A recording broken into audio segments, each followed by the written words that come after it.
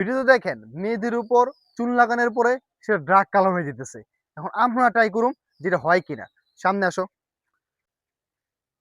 আমি প্রথমে যেটা ফুল আঁকবো, এখানে একটা ফুল আঁকছি, এটা একটু দিয়ে দিই। আর এখানে একটা ফুল আঁকবো।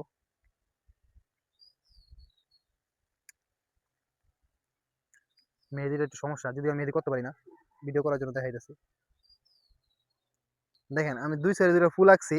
এখন আমি এই দুটো ফুল কিছুক্ষণ রাখার পরে আপনাদেরকে ধুয়ে দেখাবো চুন লাগে যে কোনটাও কালার বেশি হয়। হচ্ছে আমাদের মেহেদিটা উঠানোর পালা। আসুন সামনে আসুন, দেখি কি অবস্থা। এটা প্রথমে উঠাবো, এটা তারপরে এটা উঠাবো। তো দুইটাই মোটামুটি ভালো কালার হয়েছে। এখন আমি একটার মধ্যে চুন লাগাবো, দেখি। তো চুন দিয়ে দিব।